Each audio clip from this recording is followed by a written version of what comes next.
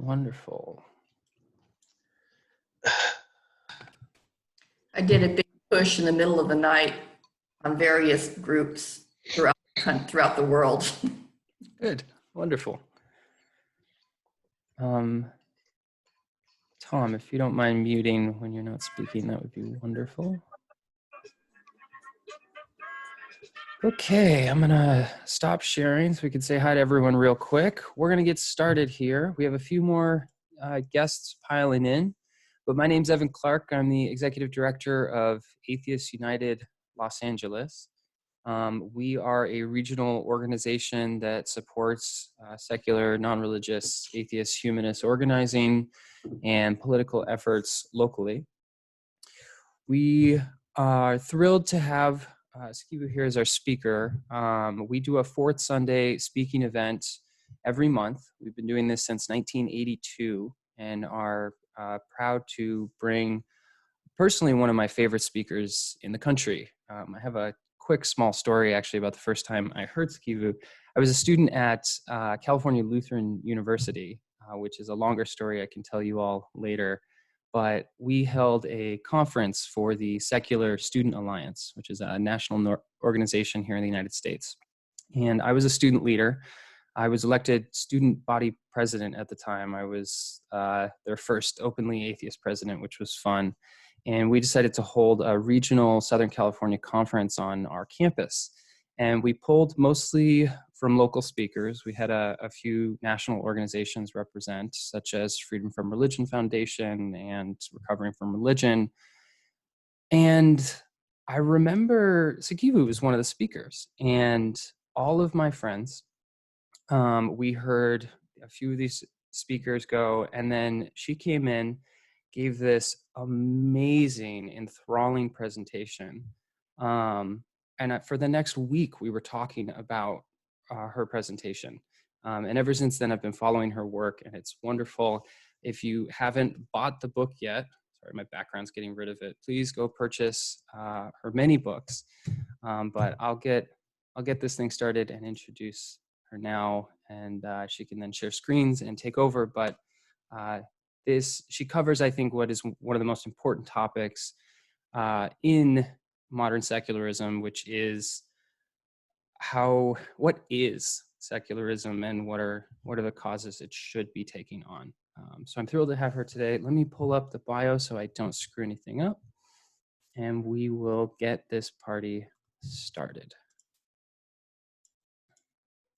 Okay, 2 seconds here. Okay, wonderful.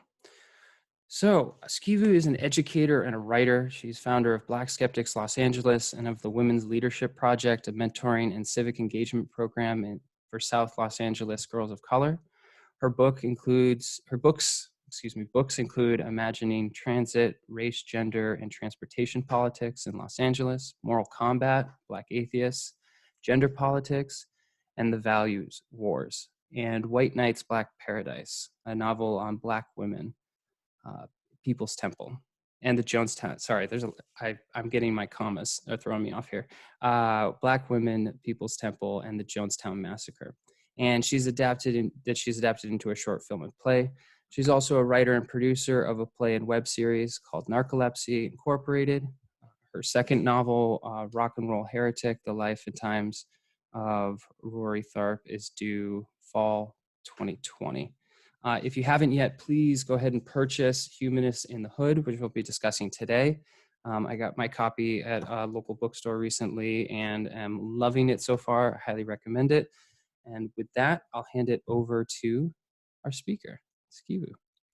Okay, good morning, everyone. Good morning. I'm going to try and be as adept as possible with the technology and sharing my screen. Is it visible? Yes. Okay, great.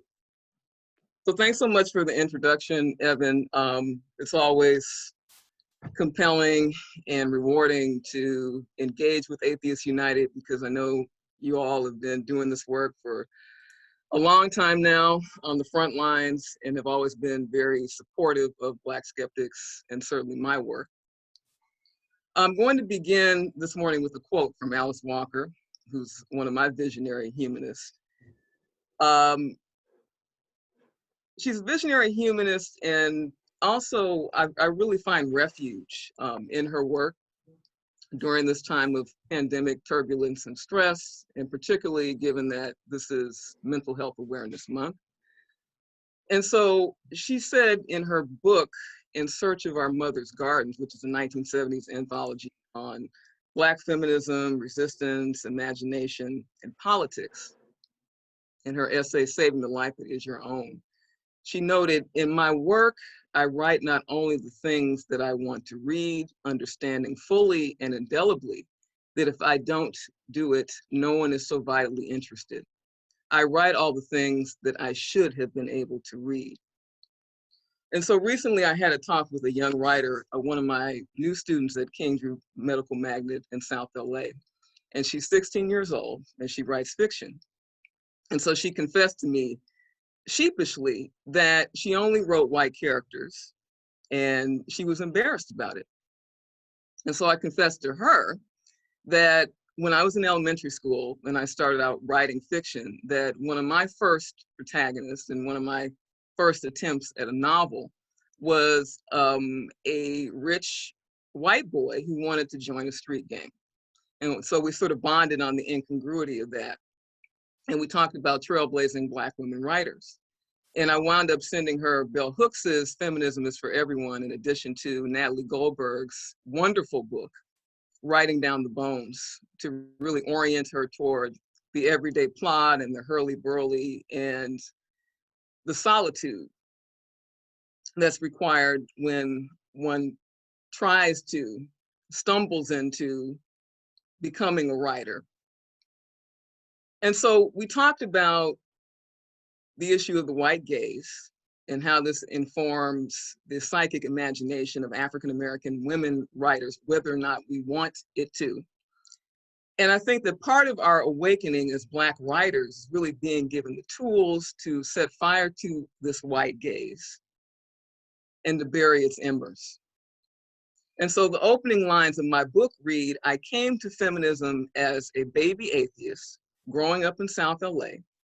And this statement would seem to be contradictory, to fly in the face of conventional wisdom about who atheists are, who feminists are, and where they live and how they imagine themselves. Because as many Black folk in LA know, in the popular imagination, South LA is demonized as South Central, which is this dangerous shithole of police helicopters, crime, drugs, gangs, drive-bys, in short, everything under the sun related to pathology, a universe away from the sun-kissed California of white Hollywood fantasy that many folks have been spoon-fed over the decades and the generations.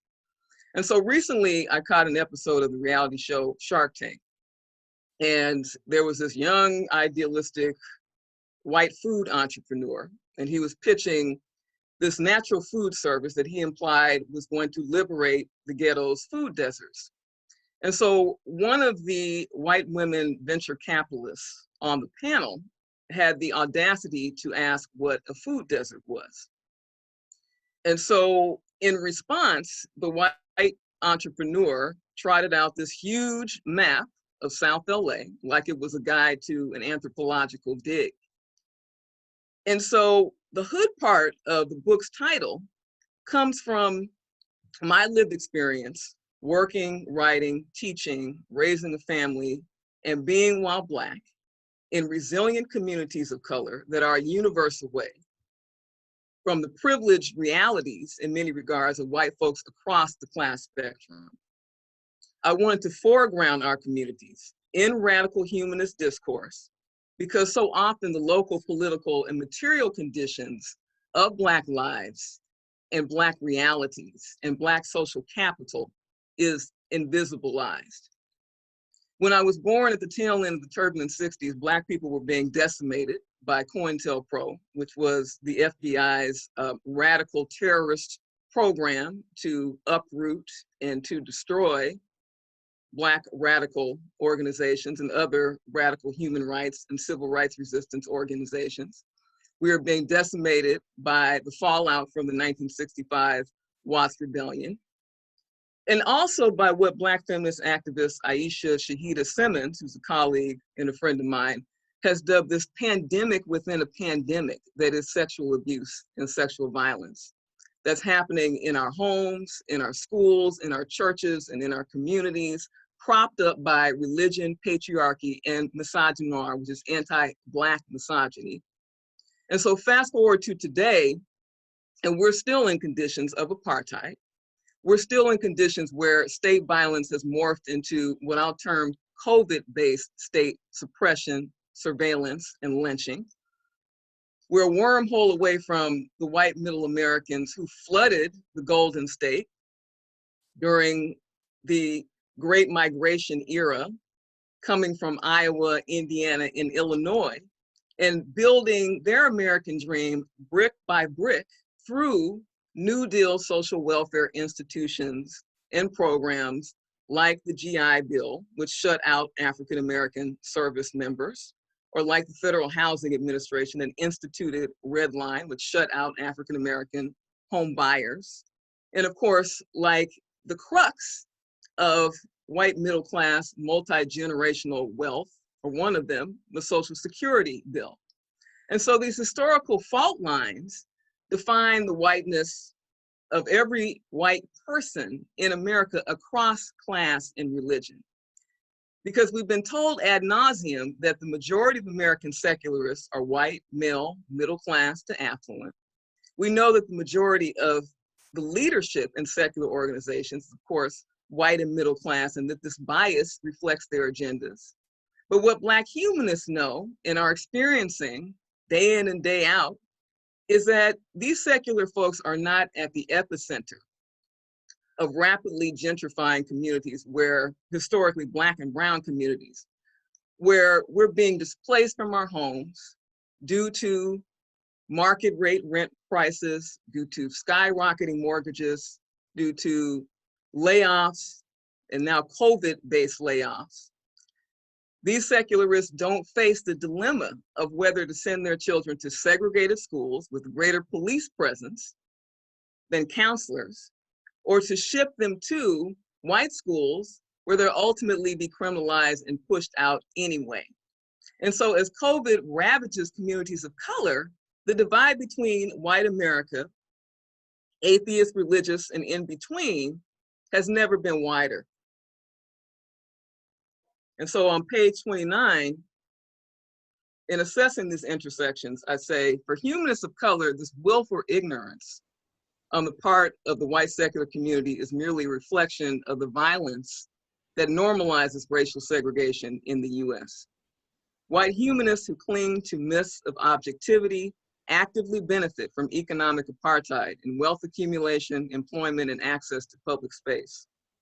They largely control the discourse on what is considered to be humanist and secular in mainstream forums about movement organizing, public policy, and outreach. They capitalize on the wages of whiteness, or W.E.B. Du Bois's term, for the public and psychological wage that confers white folks with economic and political privilege. And by divorcing secularism from the intersectional lived experiences and social histories of people of color for whom church-state separation, particularly when it pertains to education, LGBTQI enfranchisement, and reproductive justice, is fundamentally linked to economic justice. In this regard, secular people of color remain alienated from European American humanism and do not perceive it as a viable base for coalition building within liberal progressive politics. And so the truth is, we are effectively done with giving out roadmaps for free. And I hearken back to a poll that we conducted about 5 years ago with Black Skeptics members on what were the critical progressive issues that they wanted to organize around. We're done giving out roadmaps for free. And in fact, one of the ways that this neo-indentured servitude plays out is in the intellectual labor that Black women and other women of color are supposed to provide for clueless white folks. And so, for example, I come from a job in local county government where my status as a, quote, angry negress and heathen has led to my being passed over several times for white women who have effectively pimped social justice by aligning themselves with downtrodden communities of color for their own professional gain. And so these individuals then become the gatekeepers of so-called minority culture and use this access as a stepping stone for their career advancement. And so this brings me back to feminism and this veneer of interracial feminist solidarity. Some of you might recall, and this is a slide on the COMBAHEE River Collective, which is a seminal Black feminist organization and movement that emerges in the late 1970s and really propels a lot of the critical consciousness thinking around these intersections of sexuality, of the carceral state, of rape culture, and the ways in which white supremacy really imposes these capitalist burdens upon African-American women in the inner cities. Some of you may be familiar with this hashtag solidarity is for white women term that cropped up a few years ago. And it was a term that was used to describe white women's complicity in racist violence and segregation. And so in the first two chapters of the book, I discuss how Black feminism has always been in radical resistance to first wave and second wave white feminism. The short version is that Black women were brought here as enslaved workers and breeders, quote unquote, serving Miss Anne, or the quintessential pure, chaste, virginal white woman who was deemed to be the pinnacle of Western civilization, who was deemed to be Christian by dint of her whiteness, in a capitalist economy that was built on Black women's capacity to work in essence, pump out new slaves. And so secular free-thinking white women, first wave white women activists and abolitionists and free thinkers like Elizabeth Cady Stanton and Ernestine Rose opposed slavery, became again part of the abolitionist movement, while simultaneously propping up their own special white woman's burden brand of racism, nationalism, and xenophobia, and insisting that they were bearers of civilized values over backward ex-slaves and unwashed European immigrants. And so fast forward to the 20th century, and there was a big divide between the feminine mystique universe of white women yearning to bust out of their kitchens and the Black women who actually had to work in these kitchens day in and day out with no benefits, no overtime, and certainly no hazard pay to compensate them for being ritually sexually abused by the sons, husbands, uncles, grandfathers, and other male relatives of these white women yearning to bust free from the shackles of domesticity and patriarchy. And so on page 17, I note that for years, the rap on feminism among Black folks was that it was a white woman's thing, or most Black folks. White feminists from first wave 19th century white suffragists to second wave stalwarts in the post-war feminine mystique Betty Friedan era routinely ignored, erased, and misrepresented Black women's experiences in social history. While white women at the height of the so-called baby boom decried their enslavement to patriarchy, domesticity, and motherhood in Ozzie and Harriet style homes, Black women were mopping their floors, washing their laundry, and wiping the butts of their children. While college-educated white women deplored corporate America's glass ceiling, working class women of color were languishing in low-wage, non-unionized jobs. While white liberal women stormed the barricades for abortion and choice, Black women fought for a more encompassing platform of reproductive justice, framing abortion, contraception, and family planning as critical to Black liberation struggle in a capitalist economy. And while professional white women saw their careers boosted under Clinton administration affirmative action policies, Black women and Latinx women were routinely demonized by right-wing media for, quote, mooching off of government handouts. Indeed, the fractured relationship between Black and white feminists has always shaped the women's movement in the US, often obscuring, paradoxically, the movement's value to communities of color. And so in the millennial Beyonce, Ariana Grande feminism age, this divide between Black women and white women is a reality and is gargantuan. And we see it with the lynching recently of EMT Breonna Taylor in her sleep, in bed, in Kentucky, by police terrorists in Kentucky. Again, we see it with the mass incarceration and sexual abuse to prison pipelining of Black girls, and the fact that so many of our so-called blue-collar essential workers are Black women on the shit end of the PPP and PPE federal government stick. As a Black girl sexual violence survivor, an SEIU local shop steward, and the parent of a non-binary child, my humanism, again, has always been grounded in the here and now feminism of the everyday. Many of us grew up in and continue to live in predominantly religious African-American communities. We move through our communities as, quote, perpetual heathen outsiders, even as we work with and collaborate with faith-based folks. And many of us grew up seeing how destructive the Bible and Christian dogma were to Black women's self-determination. And in the midst of #MeToo, we see these corrupt churches and predatory pastors, male faith leaders, dominating our communities and sucking up investment dollars. In chapter 2, I highlight the mega billions that African descent pastors are raking in.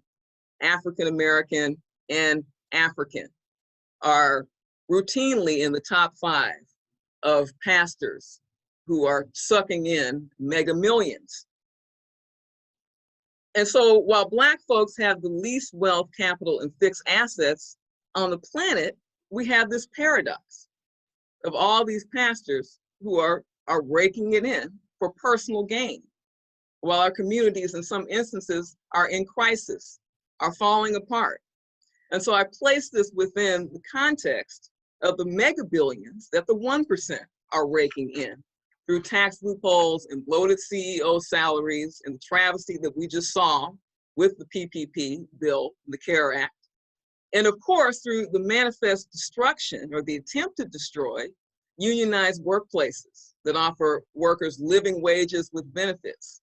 And we've seen over the past decade how defined benefit plans have become a relic of the Stone Age. We've seen the destruction 2 years ago in 2018 when the Supreme Court ruled in favor of Janus.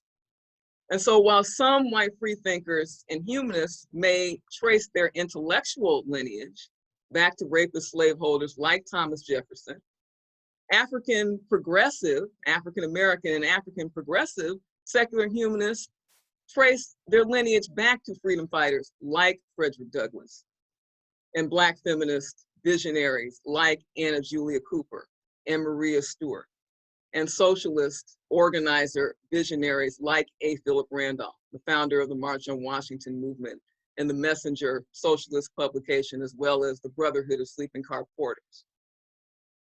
I note in the book that inequity was not incidental nor parenthetical for Black freethinkers and humanists, because the dominance of organized religion in the US is fundamentally based on class and race disparities. It's no accident that the US remains the most religious, affluent, quote unquote, first world nation with the most extreme wealth divisions on the planet. And the glut of churches in African American communities across the class spectrum is not just due to the strength of Black faith traditions, but also to, again, the capitalist neoliberal depression of multi-generational Black wealth and Black social mobility. To the fact that we are in this climate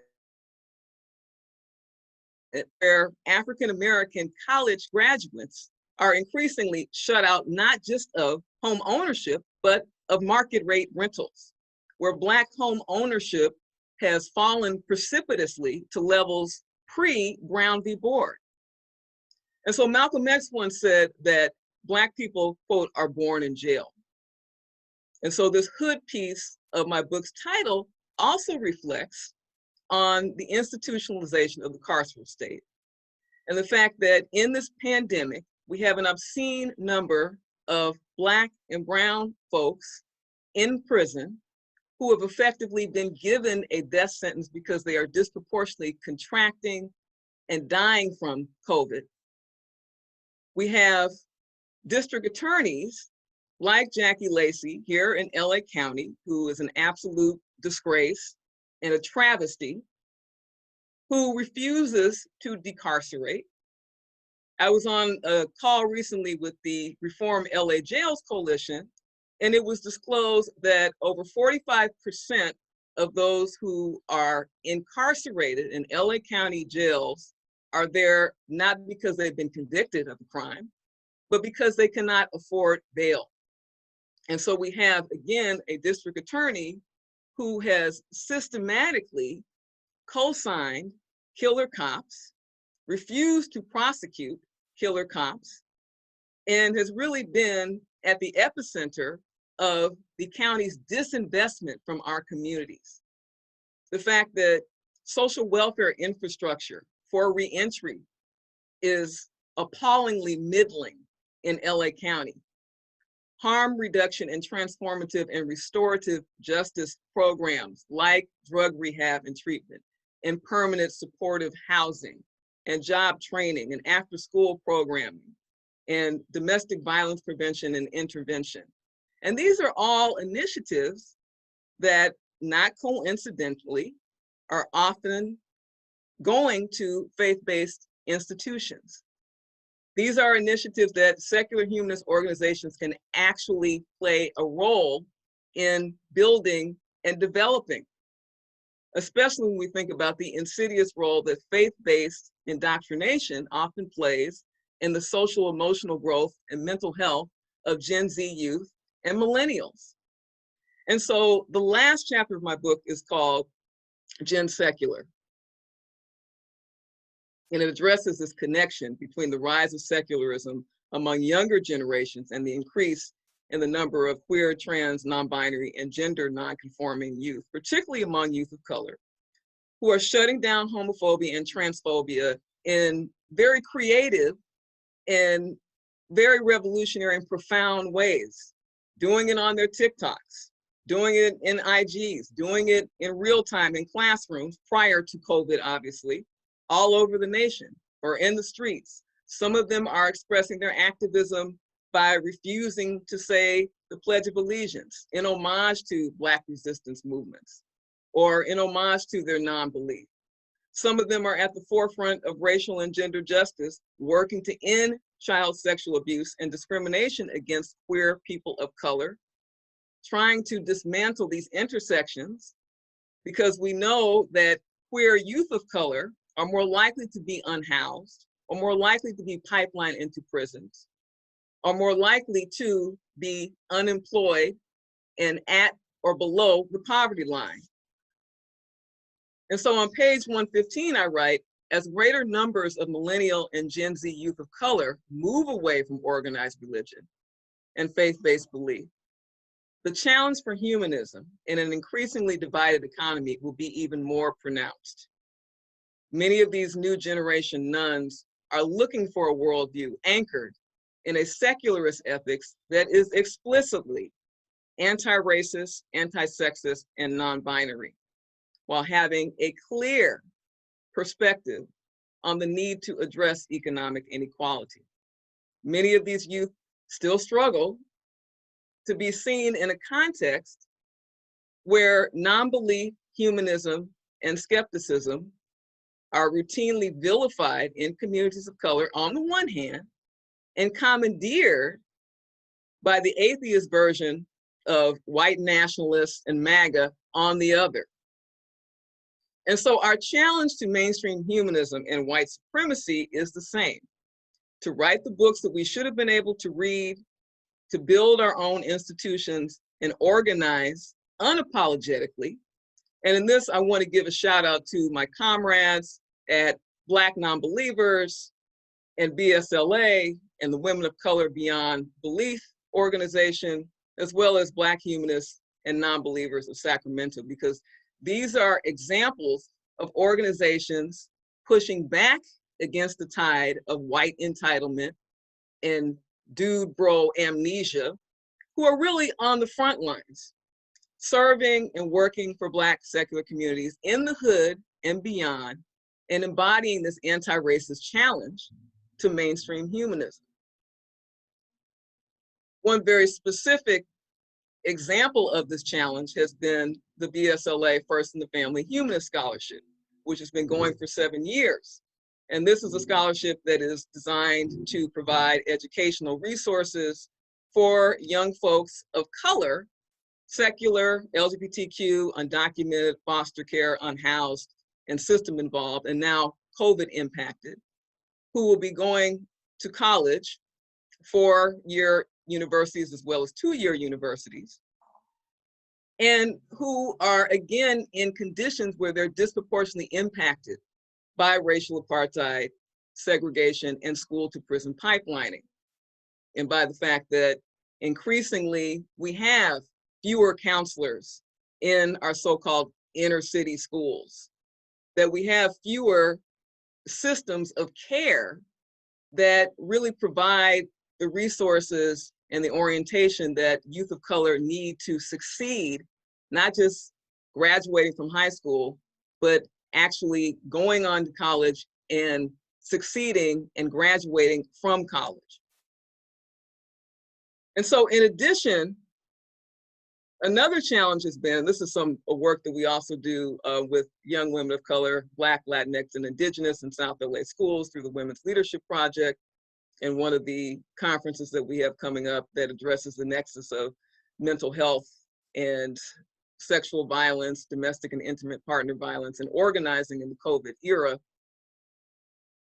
But another challenge, an anti-racist challenge that I wanted to highlight, was the Women of Color Beyond Belief conference that I spearheaded with my comrades and friends, Mandisa Thomas, founder of Black Nonbelievers, as well as Bridget Crutchfield, also a leader and visionary within Black Nonbelievers. And so this was a conference that we launched in partnership after the forerunning 2018 Five Fierce Humanist magazine cover that you see here, the first ever to feature Black women, activists, atheists, educators on the cover of one of the premier secular magazines in the nation. And so our conference, which launched last year, brought together over 100 secular women of color, African-American, Asian, Indigenous, Latinx, ex-Muslim, ex-Christian, and all in between, in an agenda that focused exclusively on affirming the lived experiences, the social capital, the cultural knowledge, and the activism of our communities. Again, unapologetically, with no chaser, with no filter, and no white-splaining. And this is what women of color are doing every day in our hoods, to paraphrase Toni Morrison. And so to conclude, I want to part with the words of Black feminist poet Lucille Clifton, who's one of my poetry, literary icons and influences. And she said in her poem, "Come celebrate with me." She said, "Come celebrate what I've shaped into a kind of life. I had no model, born in Babylon, both non-white and woman. What did I see to be except myself? I made it up here on this bridge between starshine and clay, my one hand holding tight my other hand. Come celebrate with me that every day something has tried to kill me and has failed." Okay, so there are two things that I have for the group. One, I want to play this brief video that gives a snapshot overview of what the Black Skeptics Scholarship, First in the Family Humanist Scholarship is about. And then I have some giveaways that Evan is going to help me with toward the end.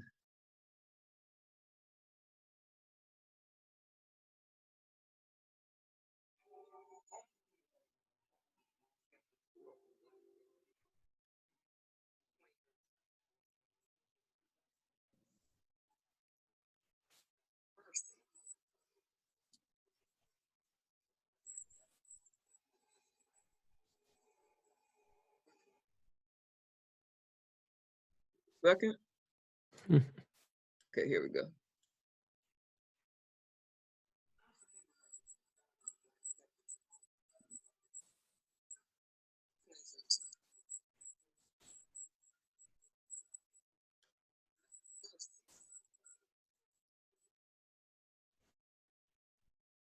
Sorry, folks.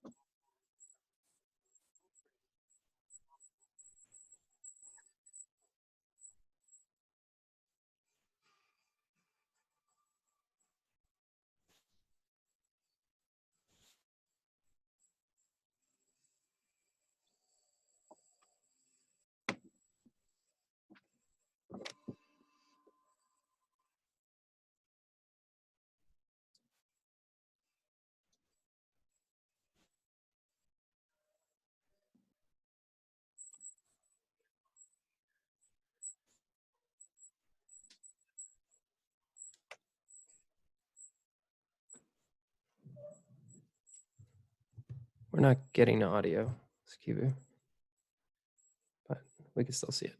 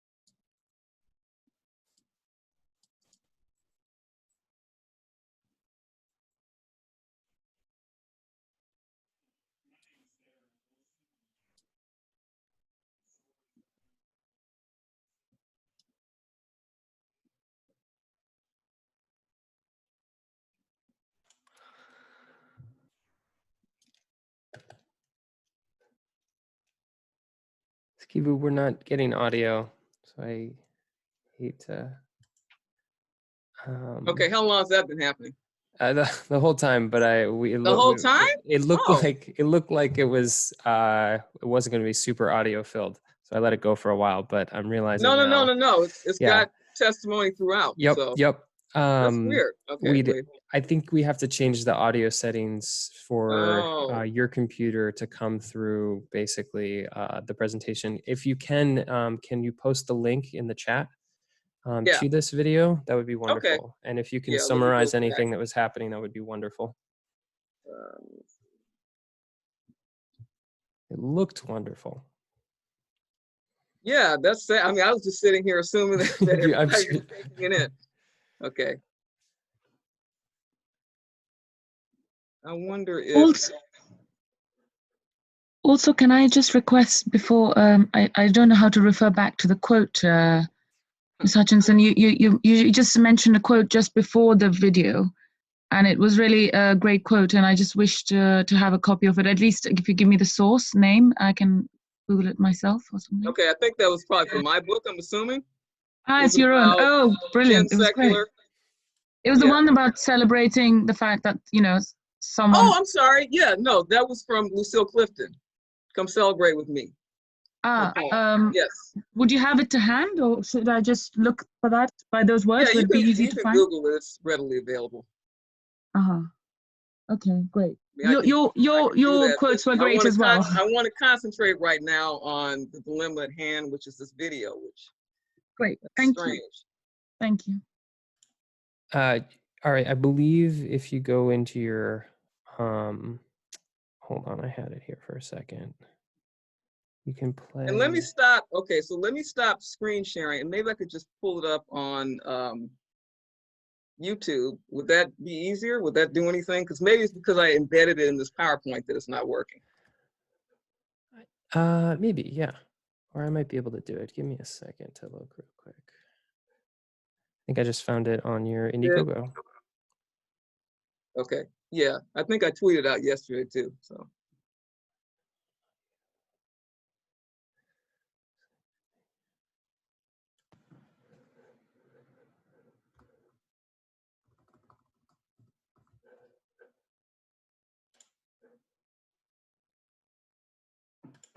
Did people hear that? Was that, hold on, let me try screen sharing. All right, bear with us, folks. We're gonna get this video going though. Yeah, there you go.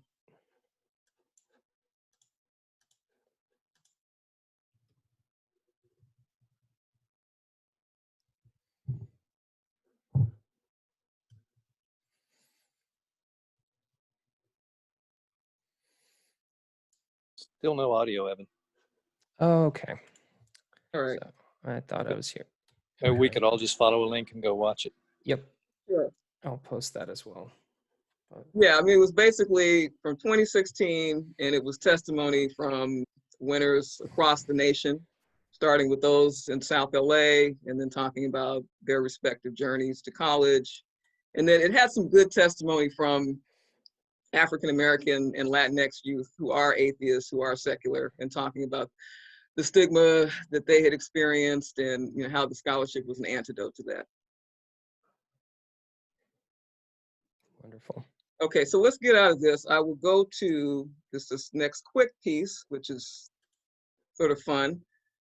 These are trivia questions, rock trivia questions. So, am I on?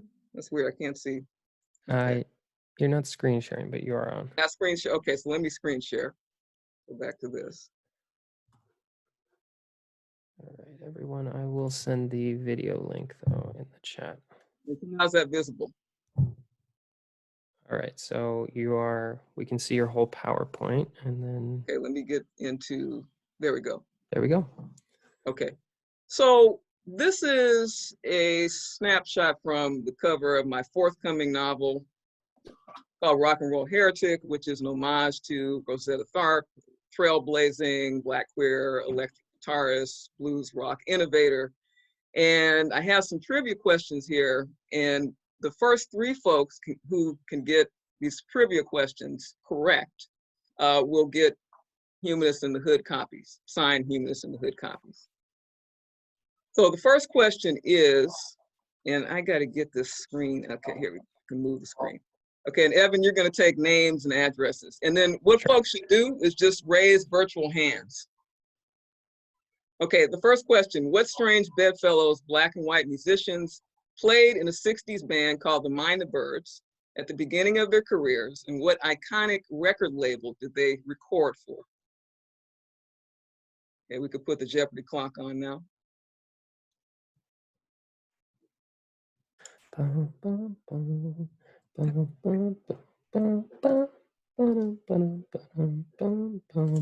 you like them to put it in the chat or Yeah, or just unmute do themselves? Okay. hand raise, hand raise. Hand raise. Yeah, who has it?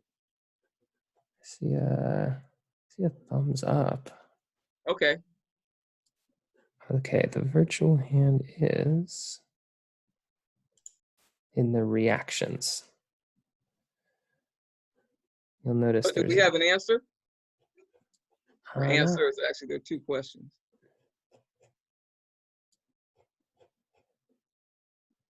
Bill Keller, you have a thumbs up. I want to check if you can unmute yourself if you have an answer. No answer. Okay. No answer, wow, okay. What about the next one?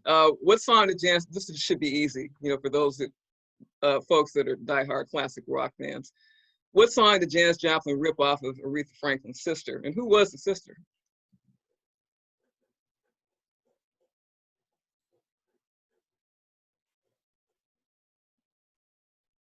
So raise hands if you can get that feature working. Otherwise, even unmute yourself and give an answer will work as well.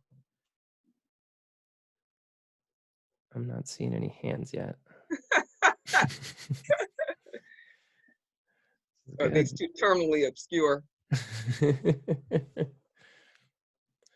Okay, let me make it easier. Who can answer any of these? I have a guess for number 3. Okay, I'm going to be wrong, but I'm going to guess ragtime. country. Ah, of course. Yes, though. Wow, I wouldn't I have was thought trying. about that one. A bit more obscure than necessary.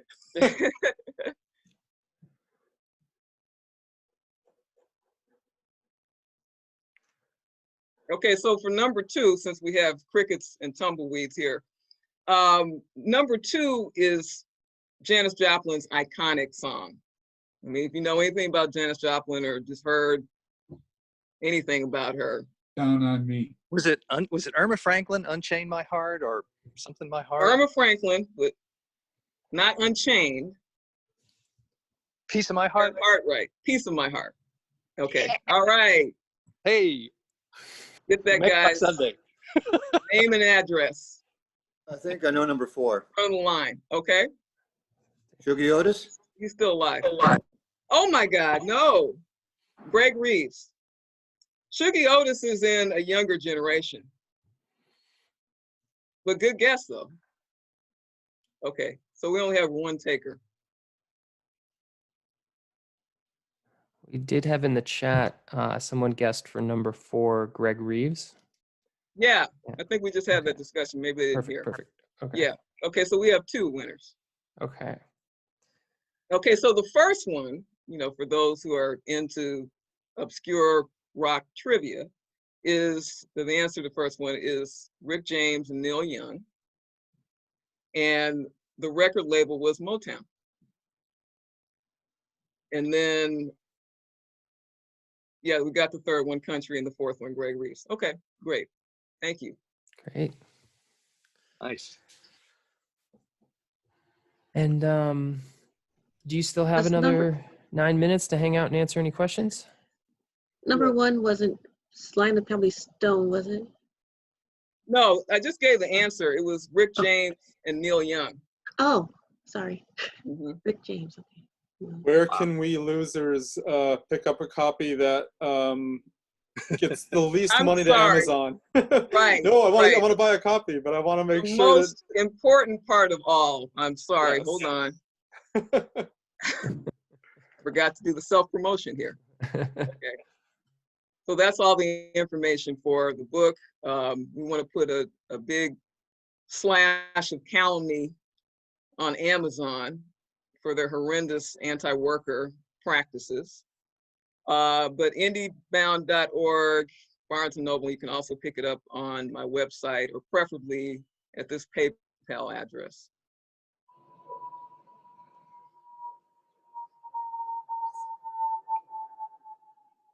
I don't think you're screen sharing right now.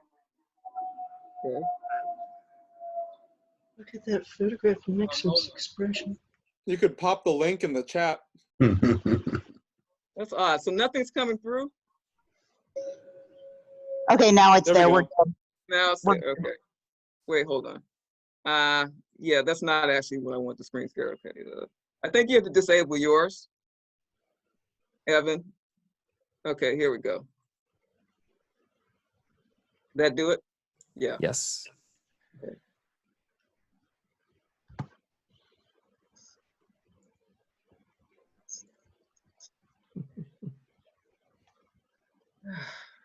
Wonderful. The rigors of technology. Okay. Yeah, so we have a few minutes. Wonderful. Great. So we'll do Q&A for a few minutes, and then Sikivu's got to run, and then we'll do some announcements and something we call the Atheist Minute. We usually do at the beginning, but we know our time is shorter today, so we just move things around.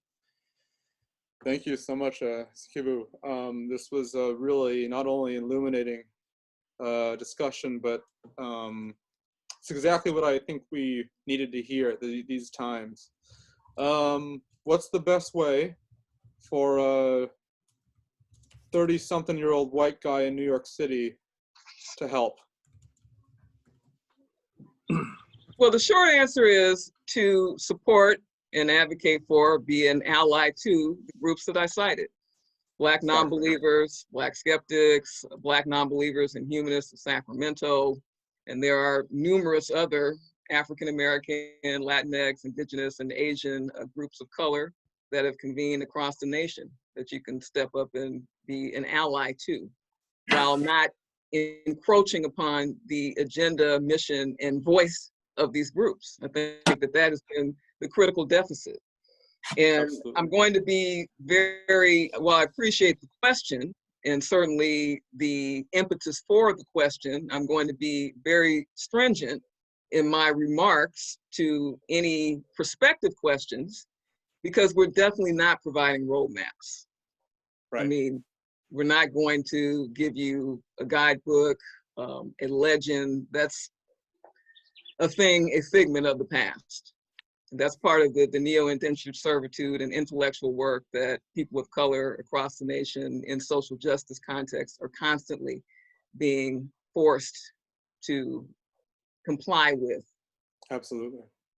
I guess what I mean is, who can we pay? Who do we send money to? Who do we share links from, et cetera? I mean, I know you mentioned the groups, but I mean, Yes. you know, an act, not just me giving a like, but I mean, what can I do to send money or, yeah, prop up, I guess?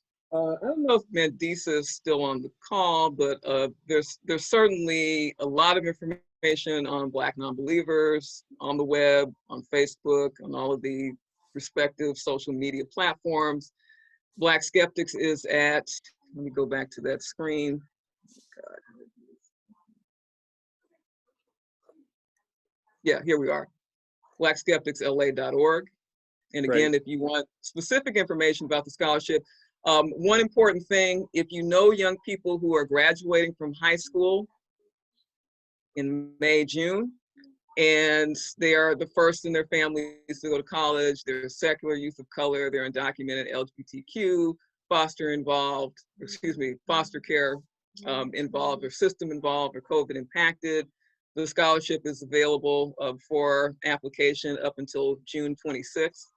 And it's a $5,000 scholarship in partnership with the Freedom from Religion Foundation, and we have 4 available. Awesome. And we also Thank you. provide, I want to make a note that we provide multi-year support. So for example, our class of 2016 that unfortunately we didn't get a chance to see in the video, many of them are graduating. So we have provided a multi-year as well as a graduate school support for some of our scholarship recipients. We have Hugo here on the left. Okay. Hugo was a graduate from King Drew Medical Magnet in 2013, and he graduated from UC Riverside last year, and so he's been receiving a year of support from Black skeptics and is now in graduate school program. I'm very proud of him. Excellent. Yeah, thank you so much. Thank you. Okay, we have a few more minutes. Go ahead. Somebody else. Go ahead, Bobby. Oh, okay. I'd appreciate you to comment on the relationship between the oppression of Blacks and the church is such an important structure within the Black community. Huge, sprawling, and unwieldy question / topic. So I would basically defer to the book, Humanists in the Hood, as well as Moral Combat. I mean, certainly we can talk about the way in which white evangelical and white Protestant traditions have been strongholds of white supremacy and apartheid since time immemorial. And we can talk about the degree to which the Black church has co-signed and institutionalized systematized oppression when it comes to misogyny and rape culture, sexual violence against African-American women, abdication of responsibility on addressing the HIV/AIDS crisis and epidemic in African-American communities, abdication and responsibility in addressing and really being a partner on systematized homophobia and trans antagonism and violence against queer, non-binary, and gender non-conforming communities of color. All of those, of course, are important. I think that we have limited time to really engage with the enormity of that question. So I would again defer to Moral Combat, Godless Americana, and certainly the towering and influential work of Dr. Anthony Penn, forerunning scholar on secular humanist Black social history. Amanda, did you have your hand up? I did, but if we don't have time, I understand. I think you'll be our last one. Go ahead. Okay, just real quick. How optimistic are you about the future and the changes that need to happen within the humanist community? I'm cautiously optimistic only because of what I cited at the end of the discussion, and the fact that there has been an increase in the numbers of Gen Z and millennial youth of color, like those that were featured in the video, who are speaking out, who are stepping up, who are making these intersectional connections. And it's not sufficient for them to just proclaim their humanism, skepticism, and non-belief. They're engaging in their communities in grassroots organizing and really attempting to dismantle these systems of oppression when it comes to the carceral state, or when it comes to trans antagonism, when it comes to the attempts to basically derail reproductive justice and reproductive health for African-American, Latinx, and Indigenous women. The connections between that systematized oppression and this explosion, this resurgence in evangelical religious right, dominionist activism. So that's why I'm cautiously optimistic. Thank you for your time. I appreciate it. Thank you. Hey, just a quick one from me, Sikivu. I just want to say thank you for all this work that you've done, putting this together, consolidating it, and making it in one nice digestible place. Thank you, appreciate it. And I just want to give a final shout out of appreciation to Atheists United for providing this platform and also for stepping up over the years. I mean, I mentioned at the beginning that we've been a partner on a number of different initiatives. I've appeared at their booth at the LA Times Book Festival. That's always been great. most recently, they have collaborated with us in providing funding for our Rapid Response COVID Emergency Relief Assistance Fund that is specifically for secular, free-thinking, atheists, and humanists of color across the nation, to deal with the tremendous fallout and oppressiveness of the COVID pandemic. And then they've also been a partner a few years ago in the BSLA First in the Family Humanist Scholarship. So kudos to Atheists United for stepping up and not only talking the talk, but walking the talk.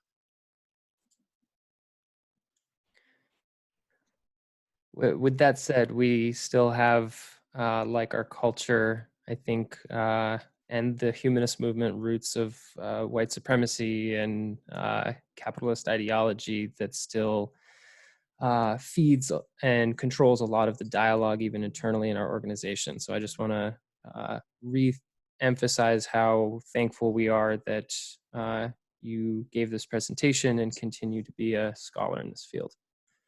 Great. Okay, thanks so much, Evan, and thank you to the group, and have a great weekend. Thank you. All right, with that, we're going to move into the next section of the meeting. So normally when we have our meetings on the fourth Sunday, we open up with something we call the Atheist Minute. We usually give a member of our community 1 to 5 minutes to give a short story about how atheism has intersected with their life in some way. And today we have Richard McNally, which I'll give the microphone to in a second.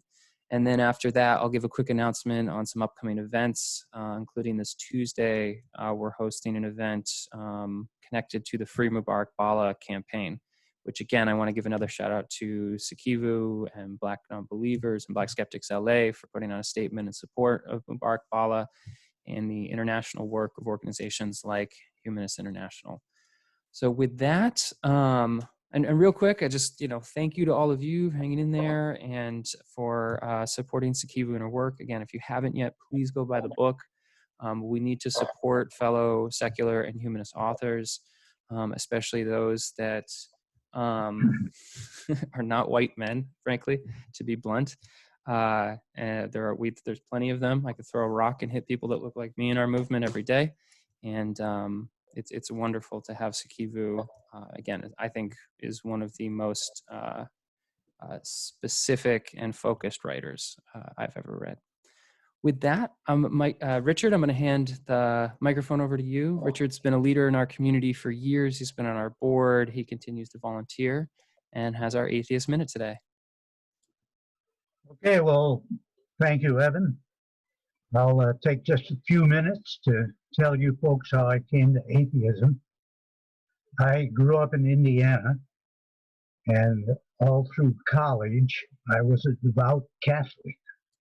I had gone to Catholic grade school, all boys Catholic high school, and when I got into a public state college, I was very active in the Newman Club, an organization for Catholic students on secular campuses.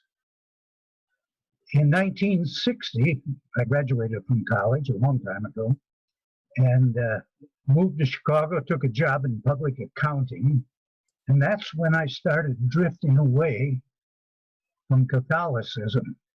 And I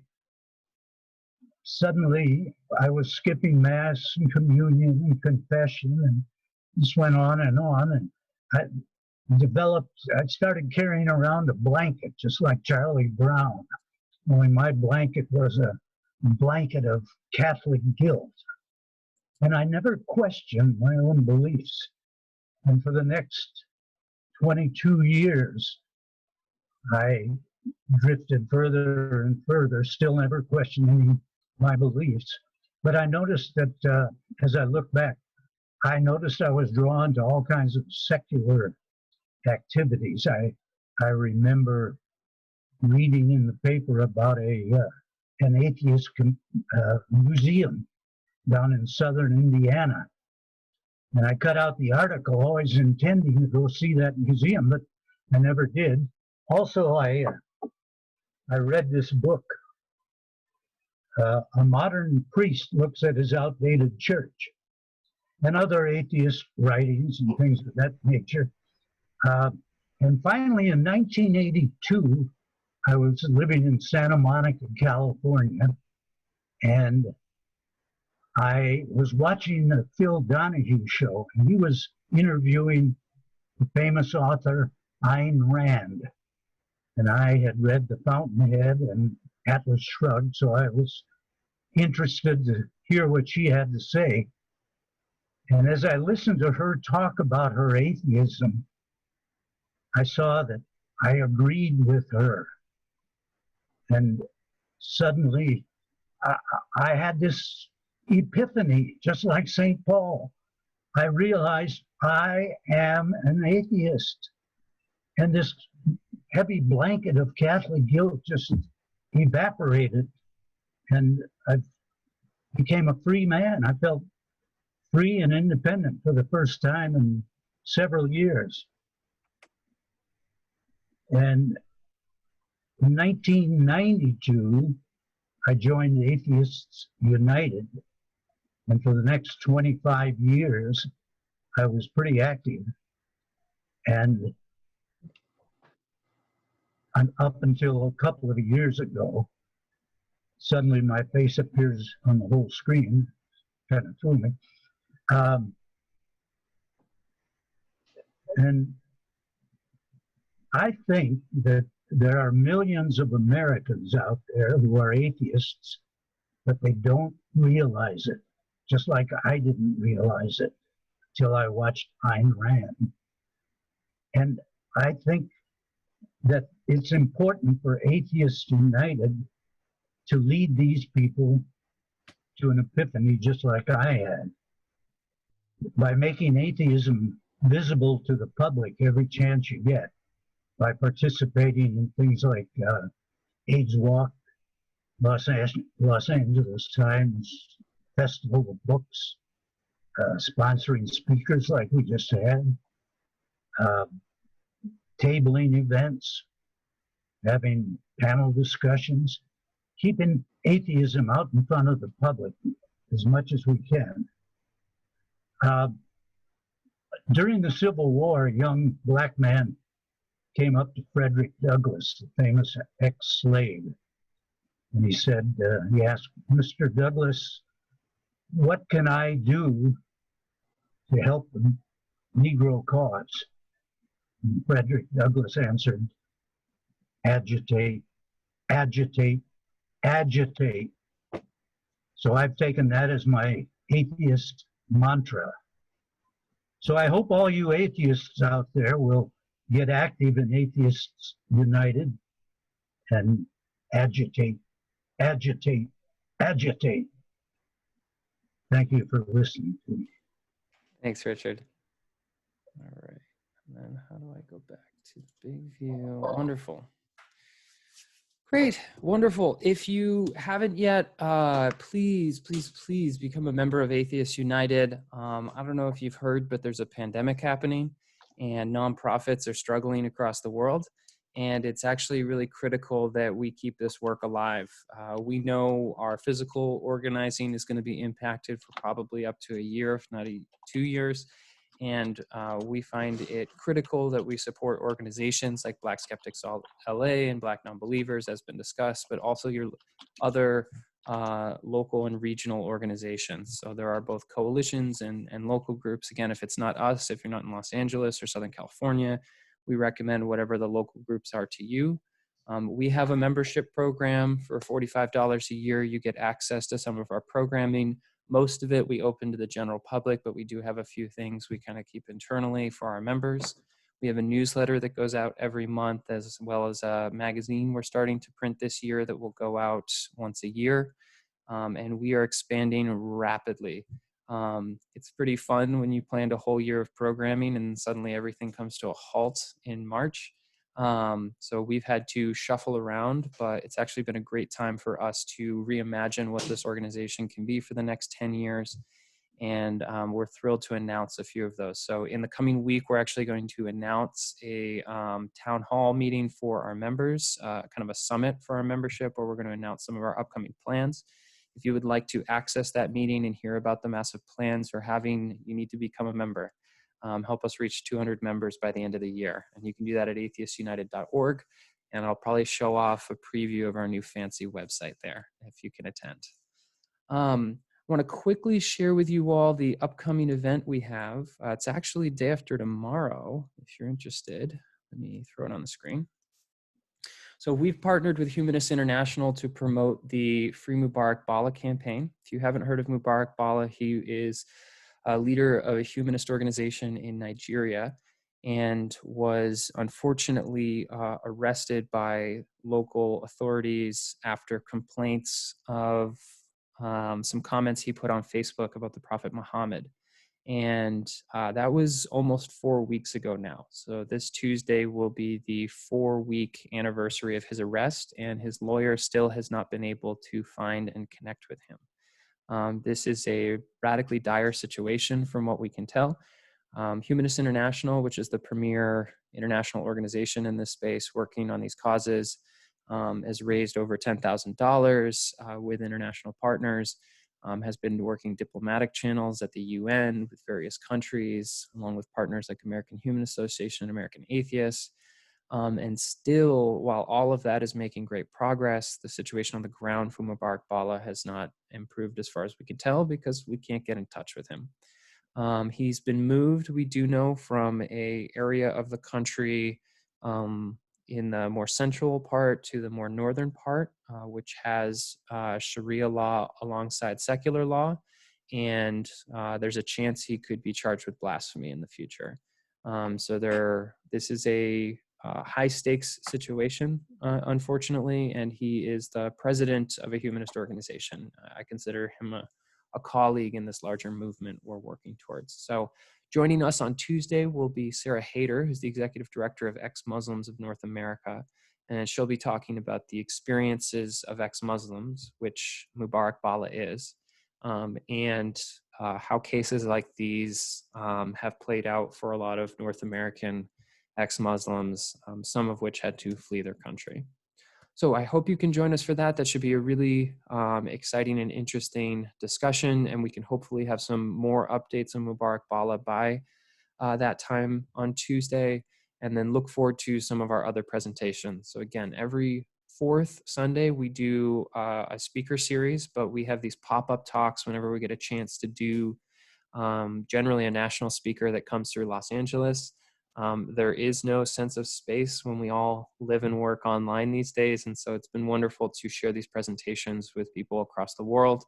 I believe today we have I counted 3 continents on the call, and I just want to thank you all for continuing to participate and engage with this work, and all of us at Atheists United. So from there, I will stop the recording and I will open it up and we can all chat for a bit, hang out, but I want to thank you all for coming. All right, let's stop sharing.